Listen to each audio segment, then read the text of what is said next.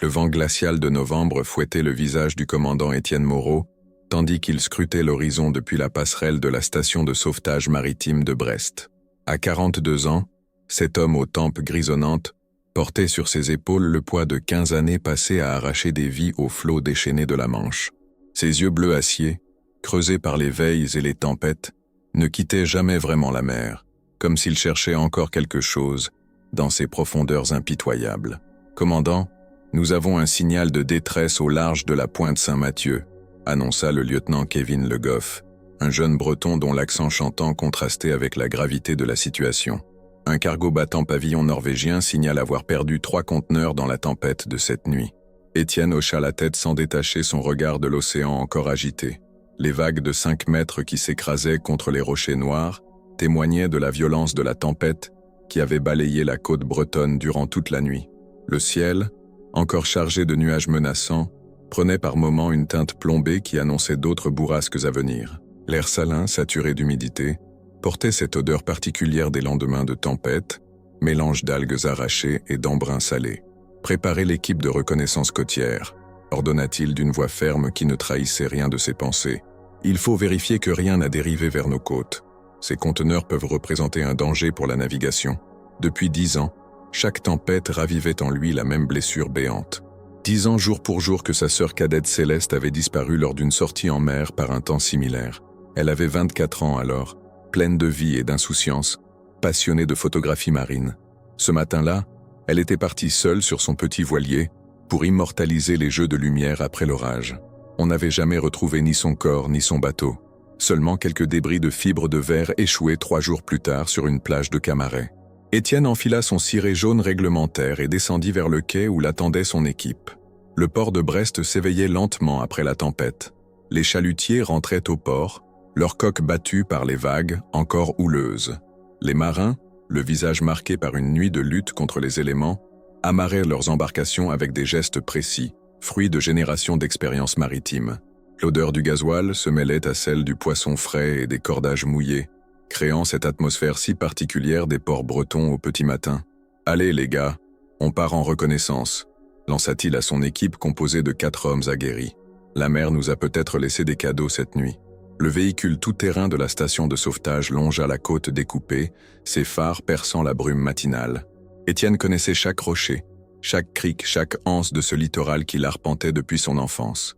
Son père, déjà sauveteur avant lui avait transmis cette connaissance intime des humeurs de l'océan, cette capacité à lire dans les vagues et les courants les secrets que cachait la mer. Arrivés à la pointe Saint-Mathieu, face aux phares centenaires qui veillaient sur cette côte dangereuse, ils entamèrent leur inspection méthodique. Le lieutenant Le Goff pointait ses jumelles vers le large, tandis que les autres membres de l'équipe exploraient les anfractuosités rocheuses où s'échouaient habituellement les épaves. « Commandant !» cria soudain Yann Kerouédan, le plus expérimenté de l'équipe, depuis un amas rocheux à une 50aine de mètres. « Venez voir ça !» Étienne accourut, le cœur battant. Dans une cuvette naturelle formée par les rochers basaltiques, à l'abri du ressac, gisait le corps d'une femme. Elle était inconsciente, vêtue d'un pull marin détrempé et d'un pantalon de toile déchiré. Ses cheveux châtains, emmêlés par l'eau de mer, encadraient un visage pâle aux traits fins. Elle respirait faiblement, mais elle respirait. « Elle est vivante », murmura Étienne en s'agenouillant près d'elle. Quelque chose dans ce visage lui sembla familier, mais il chassa cette pensée. Après 10 ans de recherche vaine, il avait appris à ne pas céder au mirage de l'espoir. « On dirait qu'elle a une 30aine d'années », observa Le Goff en sortant sa radio. « J'appelle les secours. » Étienne prit doucement le pouls de l'inconnu. Son cœur battait régulièrement, mais sa peau était glacée. Combien de temps était-elle restée là, entre la vie et la mort, bercée par le ressac? Il ôta son ciré et l'en recouvrit délicatement. À ce contact, la femme gémit faiblement et ses paupières frémirent. « Tout va bien ?» dit-il instinctivement, surpris par la douceur de sa propre voix. « Vous êtes en sécurité maintenant. » L'hélicoptère médicalisé arriva 15 minutes plus tard, ses pales battant l'air dans un vacarme assourdissant qui fit s'envoler les goélands perchés sur les rochers. L'équipe médicale prit rapidement en charge l'inconnue, vérifiant ses constantes vitales avant de la transporter vers l'hôpital maritime de Brest. « Pas de papier d'identité », constata l'un des médecins. « Elle souffre probablement d'hypothermie, mais son état semble stable. Vous l'avez trouvée juste à temps. » Étienne regardait l'hélicoptère s'éloigner vers Brest, emportant cette mystérieuse rescapée vers les soins dont elle avait besoin. Une sensation étrange l'habitait, comme si cette découverte marquait le début de quelque chose d'important, quelque chose qui allait changer sa vie ordonnée et solitaire. De retour à la station, il rédigea son rapport avec sa précision habituelle, mais ses pensées ne cessèrent de revenir à ce visage entrevu. Il y avait dans les traits de cette femme quelque chose qui éveillait en lui des échos lointains, des souvenirs qu'il avait cru à jamais enfouis. Le téléphone sonna vers 18 heures. C'était l'hôpital maritime. « Commandant Moreau ? Ici le docteur Marine Lefebvre, service de psychiatrie. La femme que vous avez secourue ce matin a repris connaissance. Elle souhaite vous voir. Elle dit qu'elle vous connaît. » Étienne sentit son sang se glacer. « J'arrive », répondit-il simplement, mais sa voix avait tremblé malgré lui.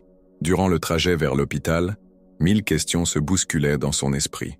Qui était cette femme ? Comment avait-elle survécu à une nuit entière dans l'océan démonté ? Et surtout, pourquoi prétendait-elle le connaître ? Les lumières de Brest scintillaient dans la nuit tombante, reflétées par les flaques d'eau de pluie qui parsemaient les rues pavées du centre-ville. L'hôpital maritime, bâtisse de pierre grise typique de l'architecture bretonne du début du siècle, se dressait face au port. Étienne gravit les marches du perron, le cœur battant comme s'il s'apprêtait à affronter la tempête la plus violente de sa carrière de sauveteur. Dans le couloir aseptisé du service de psychiatrie, le docteur Marine Lefebvre l'attendait.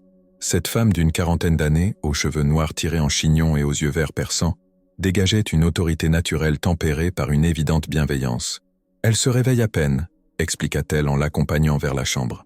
Elle souffre d'amnésie partielle, ce qui est fréquent après un traumatisme de cette nature. Mais elle se souvient de certaines choses troublantes. Étienne poussa la porte de la chambre. La femme était assise dans son lit, les yeux grands ouverts, fixant le plafond. Quand elle l'aperçut, son visage s'illumina d'un sourire qui lui coupa le souffle. « Étienne !» s'exclama-t-elle d'une voix rauque mais déterminée. « Je savais que tu viendrais me chercher. » Le commandant resta figé sur le seuil. Cette voix, ce sourire, mais c'était impossible. La femme le regardait avec des yeux brillants de larmes contenues. Puis, d'une voix qui sembla venir du fond des âges, elle prononça les mots qui allaient bouleverser son existence. « Je suis ta sœur, perdue en mer. » Dans le silence de la chambre d'hôpital, seul le bip régulier des moniteurs médicaux troublait le face-à-face entre Étienne et cette inconnue qui prétendait être celle qu'il pleurait depuis 10 longues années. Étienne resta immobile pendant plusieurs secondes, comme frappé par la foudre. Les mots de cette femme résonnaient dans sa tête avec une force dévastatrice. « Je suis ta sœur perdue en mer. » Comment pouvait-elle prononcer ces mots ? Comment osait-elle réveiller cette douleur qu'il avait mis tant d'années à apprivoiser ? « Qui êtes-vous » articula-t-il enfin d'une voix blanche, ses mains tremblantes agrippées au cadre de la porte.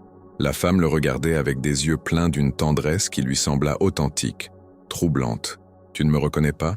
Je suis Céleste, ton petit mousse. Tu te souviens ? Tu m'appelais comme ça quand j'étais enfant et que je te suivais partout sur le port. » Le surnom frappa Étienne comme une gifle. Personne, absolument personne, ne connaissait ce surnom qu'il avait donné à sa sœur. Leur père l'utilisait parfois, mais il était mort depuis 5 ans. Leur mère, rongée par le chagrin, ne prononçait plus jamais le prénom de sa fille disparue. Le docteur Marine Lefebvre observait la scène avec une attention professionnelle mêlée d'inquiétude. Elle avait assisté à de nombreuses réunions familiales déchirantes, mais quelque chose dans cette interaction la troublait profondément. La patiente semblait sincère, mais certains détails ne collaient pas. « Asseyez-vous, commandant », suggéra-t-elle doucement en approchant une chaise. « La patiente a besoin de repos, mais elle a insisté pour vous parler. » Étienne s'assit lentement, sans quitter des yeux cette femme qui prétendait être sa sœur. De près, la ressemblance était troublante, mais 10 ans avaient passé. Céleste aurait maintenant 34 ans, exactement l'âge qu'il estimait à cet inconnu. Pourtant, il y avait des différences. Une petite cicatrice près de l'oreille droite que sa sœur n'avait pas. Des mains plus marquées, comme si elles avaient connu le travail manuel. Et surtout, dans ses yeux, une profondeur, une gravité que la Céleste insouciante qu'il avait connue ne possédait pas. « Tu te souviens de notre cachette secrète dans les rochers de Morgat ?» continua la femme, sa voix se faisant plus pressante. « On y allait avec papa quand on était petit. Tu m'avais fait promettre de ne jamais le dire à maman parce que c'était dangereux. » Cette fois, Étienne vacilla. Cette cachette, il n'y avait emmené personne d'autre. C'était leur secret absolu, un petit abri naturel dans les falaises où ils se réfugiaient lors des grandes marées. Comment cette femme pouvait-elle connaître ce détail ? Céleste est morte. murmura-t-il, plus pour se convaincre lui-même que pour l'informer.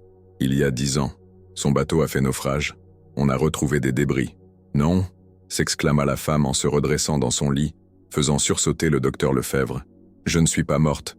J'ai été sauvée par un pêcheur. Mais je ne me souviens pas de tout. Il y a des trous noirs, des images qui se mélangent. Mais je me souviens de toi, de notre famille, de la maison rue Duquesne, avec la glycine qui envahissait la façade.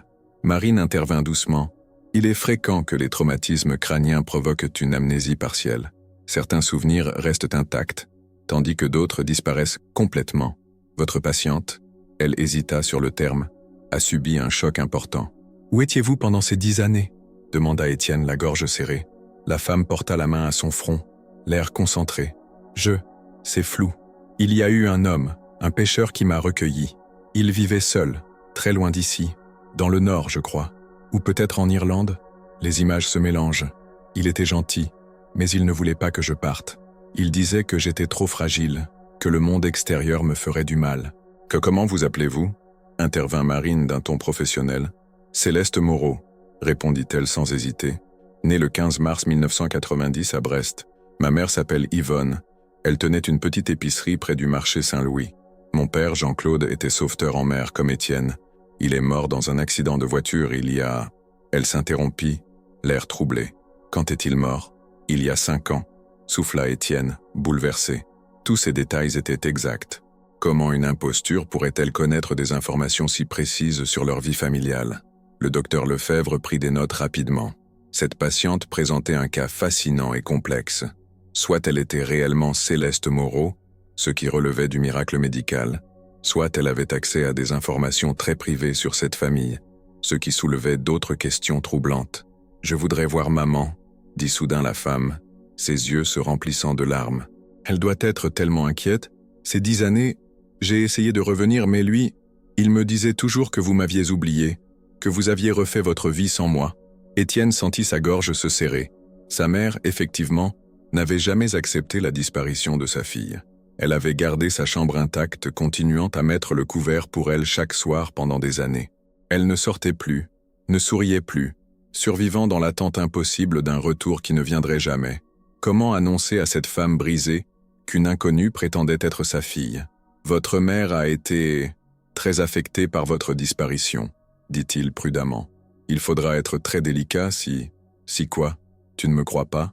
L'indignation de la femme paraissait sincère. « Étienne, regarde-moi. Regarde vraiment. Tu ne vois pas que c'est moi ?»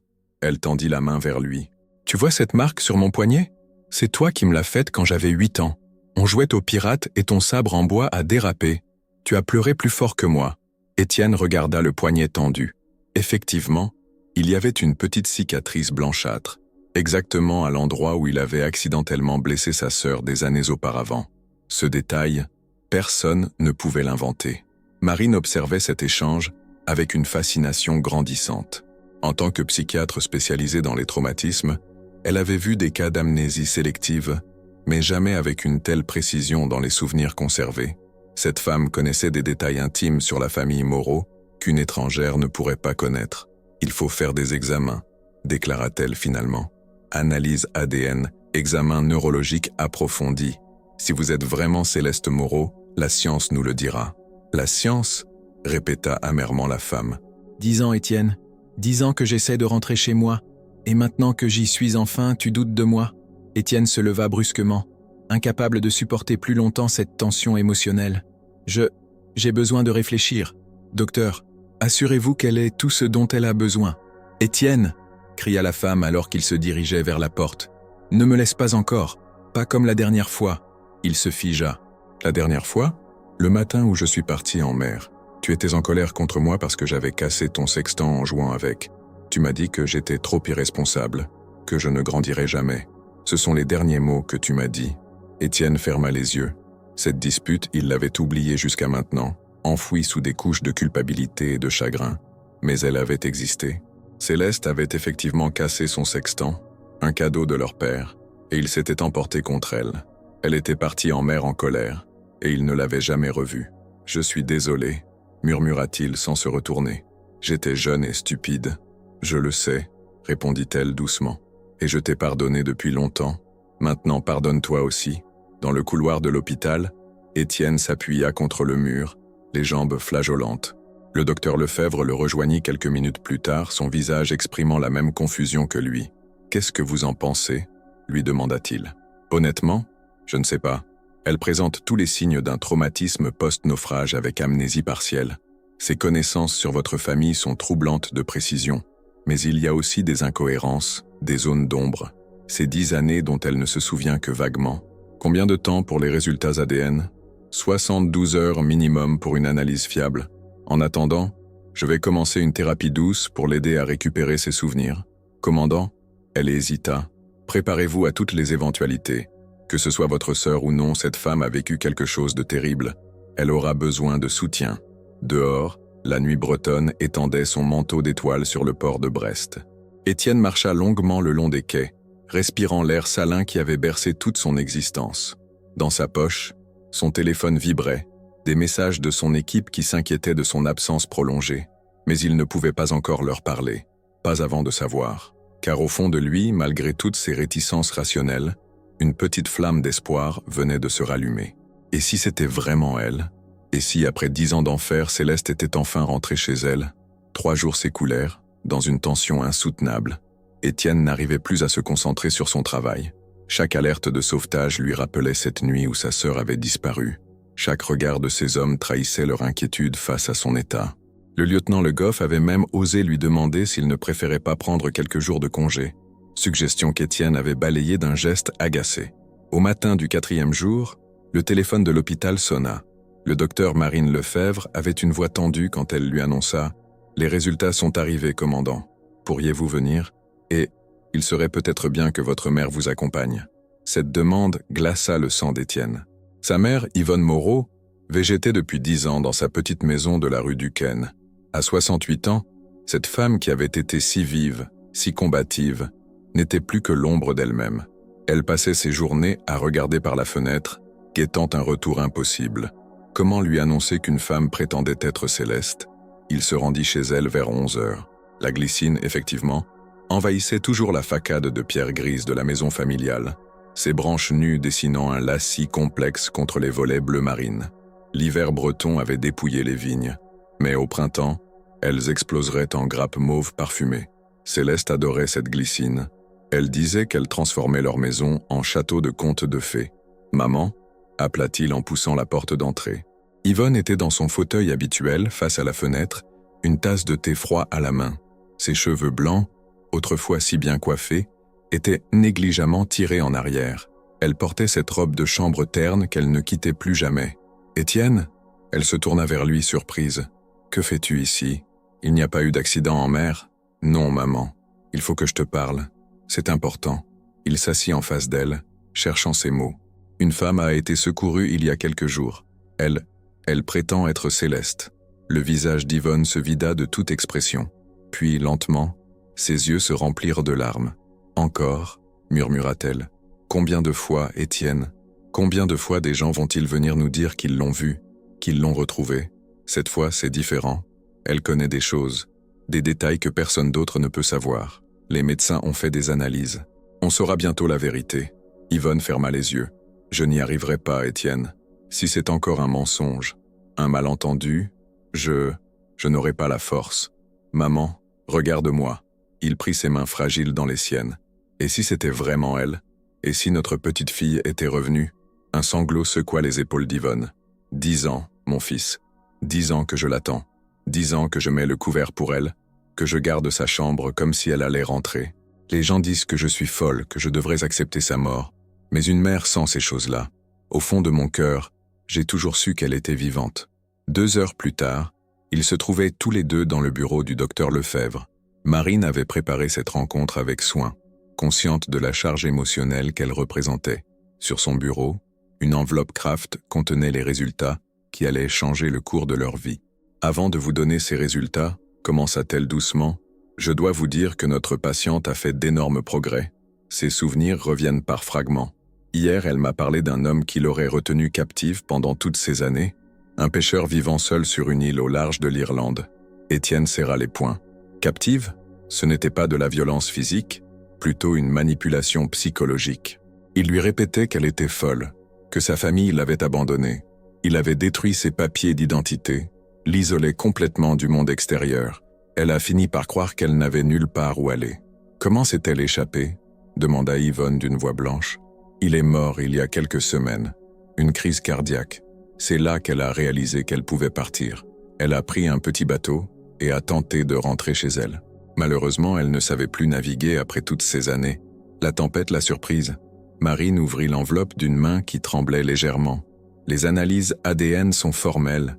Cette femme est bien Céleste Moreau, votre fille et votre sœur. » Le silence qui suivit cette annonce sembla durer une éternité. Yvonne porta les mains à son visage et éclata en sanglots. Des sanglots de soulagement et de joie pure qui secouèrent tout son corps. Étienne, lui, resta figé, incapable de réagir. 10 ans de culpabilité, de recherche vaine, de nuits blanches à scruter l'horizon venèrent de s'effondrer en un instant. Elle va bien » balbutia finalement Yvonne. Physiquement, oui. Psychologiquement, elle aura besoin de temps. 10 ans d'isolement laissent des traces profondes. Mais elle est forte, et maintenant qu'elle sait que vous l'aimez toujours, qu'elle a sa place ici, je suis confiante pour sa guérison. Je peux la voir ? La voix d'Yvonne était redevenue celle d'une jeune mère impatiente de serrer son enfant dans ses bras. Bien sûr, mais je vous demande de l'aménager. Elle est encore très fragile émotionnellement. Ils se dirigèrent vers la chambre de Céleste. En chemin, Étienne sentait son cœur battre si fort qu'il craignait qu'il n'explose. Sa sœur était vivante. Après 10 ans, elle était rentrée chez eux. Comment était-ce possible ? Comment avait-il survécu à cette décennie de douleur alors qu'elle respirait quelque part, prisonnière d'un fou ? Céleste était assise près de la fenêtre, regardant le port de Brest. Elle avait repris des couleurs, et ses cheveux châtains maintenant propres et coiffés, encadrant son visage d'une manière qui rappelait troublement la jeune femme qu'elle avait été. Quand elle les vit entrer, son visage s'illumina, mais quand ses yeux se posèrent sur sa mère, elle fondit en larmes. « Maman !» cria-t-elle en se jetant dans les bras d'Yvonne. « Ma petite fille chérie !» sanglotait Yvonne en la serrant contre elle. « Je savais que tu reviendrais, je l'ai toujours su. » Étienne observait ces retrouvailles avec une émotion mêlée de joie et de culpabilité, pendant que sa mère retrouvait sa fille, lui luttait contre les démons qui l'habitaient. Pourquoi n'avait-il pas continué les recherches ? Pourquoi avait-il fini par accepter sa disparition ? Étienne ? Céleste tendait la main vers lui, les yeux encore brillants de larmes. « Viens ici. » Il s'approcha lentement. Quand elle l'attira dans ses bras, quand il sentit sa chaleur, son parfum subtil mêlé à l'odeur des médicaments hospitaliers, la réalité le frappa enfin de plein fouet. C'était vraiment elle. Sa petite sœur était revenue. « Pardon » murmura-t-il contre son épaule. « Pardon de t'avoir laissé partir en colère. Pardon de ne pas t'avoir cherché assez longtemps. Pardon de ne pas t'avoir sauvé. »« Tu m'as sauvé » répondit-elle doucement. « Tu m'as trouvé sur ces rochers.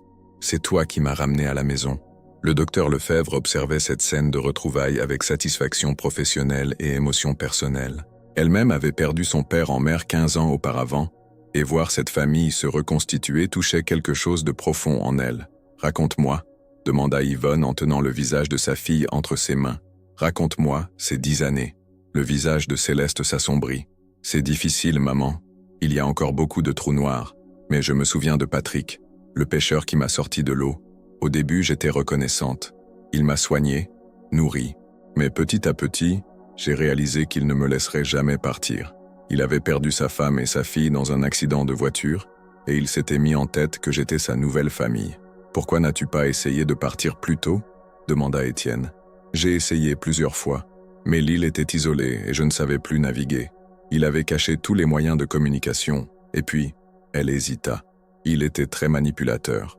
Il me répétait que vous aviez organisé des funérailles pour moi, que vous aviez tourné la page, que si je revenais, je ne serais qu'un embarras. « Jamais !» s'exclama Yvonne. « Jamais nous ne t'avons oublié. Je le sais maintenant. Mais à l'époque, isolé, traumatisé, j'ai fini par le croire. Et puis, il n'était pas méchant, juste malade de solitude. » Marine prenait des notes discrètement. Cette histoire, bien que troublante, était cohérente avec les séquelles psychologiques qu'elle observait chez Céleste. Le syndrome de Stockholm, l'isolement social, l'amnésie partielle, tout correspondait. « Et maintenant ?» demanda Étienne. « Que vas-tu faire maintenant ?» Céleste sourit, et dans ce sourire, il retrouva enfin la petite fille espiègle qu'elle avait été. Maintenant, je vais rentrer à la maison. Je vais réapprendre à vivre. Je vais rattraper ces 10 années perdues. Et vous allez m'aider, n'est-ce pas? Pour toujours, promit Yvonne en l'embrassant sur le front. Dehors, les mouettes criaillaient au-dessus du port de Brest, et pour la première fois depuis 10 ans, ces cris ne résonnaient plus comme des lamentations dans le cœur d'Étienne, mais comme un chant de liberté retrouvé.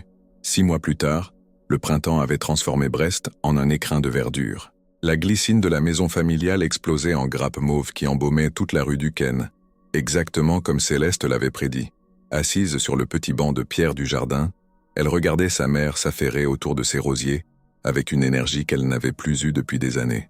Yvonne avait rajeuni de 10 ans. Ses cheveux blancs étaient maintenant soigneusement coiffés, elle avait retrouvé ses robes colorées et ce sourire lumineux qui avait disparu avec sa fille.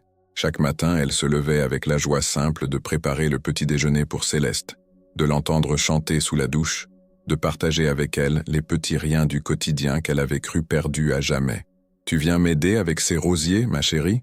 appela-t-elle depuis l'autre bout du jardin. Céleste sourit et rejoignit sa mère. Ces 6 mois de thérapie avec le docteur Marine Lefebvre avaient apporté leurs fruits. Les cauchemars s'espaçaient, les crises d'angoisse diminuaient, et surtout, elle réapprenait à faire confiance au monde qui l'entourait. Le processus était lent, parfois douloureux, mais chaque jour apportait son lot de petites victoires. « Regarde !» dit Yvonne en montrant un bourgeon qui pointait timidement. « Celui-ci va donner les plus belles roses rouges. Ton père l'avait planté l'année de ta naissance. Il disait que tant que ce rosier fleurirait, notre famille resterait unie. » Céleste caressa délicatement les feuilles naissantes. Ces derniers mois, elle avait réappris l'histoire de sa famille, redécouvert les traditions, les habitudes, les petits rituels qui tissaient leur quotidien. Chaque détail retrouvé était comme une pièce de puzzle qui se remettait en place. Le portail grinça. Étienne apparut, sortant de sa journée de travail à la station de sauvetage. Il avait lui aussi changé pendant ces 6 mois. Son visage s'était détendu, ses épaules ne portaient plus le poids invisible de la culpabilité qui l'avait écrasé pendant 10 ans. Il souriait plus souvent, parlait davantage avec ses hommes, et avait même accepté de prendre des vacances pour la première fois depuis la disparition de sa sœur. « Comment vont mes 2 femmes préférées ?» lança-t-il en déposant un baiser sur le front de sa mère et en ébouriffant affectueusement les cheveux de Céleste. « Nous préparons le jardin pour l'été, » répondit Céleste. « Maman veut que je l'aide à planter des lavandes près de l'entrée. » Excellente idée. Papa adorait l'odeur de la lavande. Étienne s'assit sur le banc et observa ces 2 femmes s'affairer. Cette scène de paix domestique, il l'avait rêvée tant de fois pendant ces années sombres. « Au fait, » dit-il en sortant une enveloppe de sa poche, « j'ai reçu ça aujourd'hui. C'est de la gendarmerie irlandaise. Ils ont retrouvé l'île où tu étais retenu. L'enquête confirme tout ce que tu leur as dit. Patrick O'Sullivan, 62 ans, ancien pêcheur. Il vivait effectivement seul depuis la mort de sa famille. Ils ont trouvé tes affaires, tes anciens papiers d'identité. » Le visage de Céleste se crispa légèrement. Parler de cette période restait difficile, mais Marine lui avait expliqué que connaître la vérité l'aiderait à tourner définitivement cette page sombre de sa vie. « Ils disent de quoi d'autre ?» demanda-t-elle d'une voix un peu tendue. « Que c'était un homme brisé par le chagrin. Après l'accident qui avait tué sa femme et sa fille, il s'était isolé complètement. Les voisins les plus proches habitaient à plusieurs kilomètres et ne l'avaient pas vu depuis des années. Quand il t'a trouvé après ton naufrage, il a cru que le destin lui redonnait une famille. Je lui en veux, mais je le plains aussi, » murmura Céleste. Dans ces moments de lucidité, il pleurait en pensant à sa femme. Il n'était pas méchant, juste égaré par la douleur. Yvonne s'approcha et prit la main de sa fille. « Tu as un cœur d'or, ma chérie. Après tout ce qu'il t'a fait subir, tu arrives encore à le comprendre. Marine m'a aidé à accepter cette colère et cette compassion mélangées. Elle dit que c'est normal, que ça fait partie du processus de guérison. » Justement, la sonnette de l'entrée retentit. C'était Marine Lefebvre qui venait pour sa visite hebdomadaire. Ses rendez-vous n'étaient plus vraiment professionnels maintenant, mais plutôt amicaux. Au fil des mois, une vraie complicité s'était nouée entre les 2 femmes. « Bonsoir tout le monde !» lança-t-elle en franchissant le portail. « Ça sent bon la glycine jusqu'au coin de la rue. » Marine, Céleste courut l'embrasser. « Vous tombez bien ? On préparait justement le jardin pour l'été. »« Et comment va notre patiente préférée aujourd'hui ?» demanda Marine avec ce sourire chaleureux qui avait tant aidé Céleste dans les moments difficiles. « Bien, très bien même. J'ai commencé à donner quelques cours de photographie au centre culturel. Les enfants sont adorables, et ça me fait un bien fou de transmettre ma passion. » Étienne sourit fièrement. Voir sa sœur reprendre goût à la photographie, sa passion d'avant, était l'un des signes les plus encourageants de sa guérison. Elle avait même recommencé à prendre des photos du port, mais cette fois depuis la terre ferme. La mer restait encore un défi à relever. Et cette fameuse sortie en bateau ? Demanda Marine. On en avait parlé la semaine dernière. Le visage de Céleste se rembrunit légèrement. Reprendre la mer était l'obstacle le plus difficile à surmonter. Chaque fois qu'elle s'approchait du port, qu'elle sentait l'odeur des embruns et entendait le bruit des vagues contre les coques, l'angoisse montait. « J'y pense », répondit-elle. « Mais pas encore. Pas toute seule en tout cas. Je pourrais t'accompagner », proposa Étienne. « On prendrait le petit bateau de service, juste pour faire le tour de la baie. Qu'est-ce que tu en dis ?» Céleste hésita, puis regarda sa famille réunie autour d'elle. Ces visages aimants, cette confiance qu'ils avaient en elle, cette force qu'ils lui donnaient. « D'accord », dit-elle finalement. « Mais on y va doucement. Bien sûr, à ton rythme. » Marine observait cette scène avec satisfaction. Voir Céleste accepter de défier ses peurs était un énorme progrès. La jeune femme qu'elle avait rencontrée 6 mois plus tôt, traumatisée et perdue, était en train de renaître lentement mais sûrement. « Au fait, » dit Marine, « j'ai quelque chose à vous annoncer. Je vais quitter l'hôpital maritime le mois prochain. »« Quoi ?»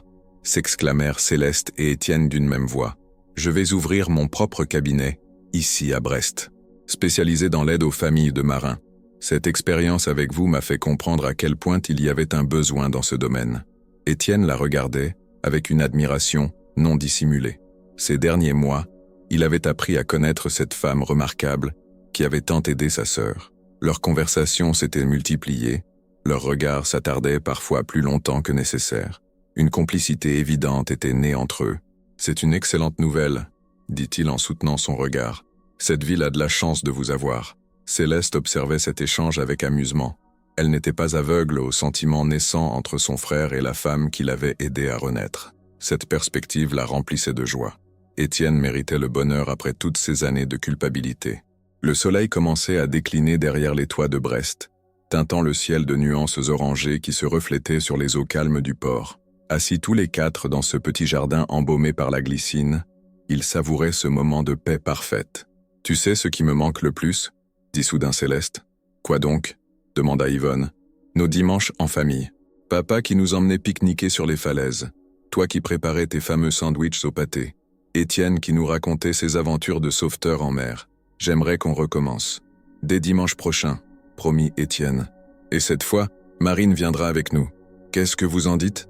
Marine rougit légèrement mais acquiesça avec plaisir. J'adorerais découvrir les falaises bretonnes en bonne compagnie. Alors que la nuit tombait doucement sur Brest, Céleste ferma les yeux et écouta les bruits familiers qui l'entouraient, le rire de sa mère, les plaisanteries d'Étienne, la voix douce de Marine, et au loin, le murmure éternel de l'océan. Cet océan qu'il avait arraché à sa famille, qu'il avait tenue captive pendant 10 ans, mais qui finalement l'avait ramenée chez elle. Demain, elle irait peut-être faire cette sortie en mer avec Étienne. Elle affronterait ses démons, non plus seule comme elle l'avait été si longtemps, mais entourée de l'amour inconditionnel de sa famille retrouvée, car elle avait enfin compris que le courage n'était pas l'absence de peur, mais la capacité de la surmonter quand on avait des raisons de le faire. Et elle, désormais, avait toutes les raisons du monde de regarder vers l'avenir avec espoir. Sa vraie vie, celle qu'on lui avait volée pendant 10 ans, pouvait enfin commencer.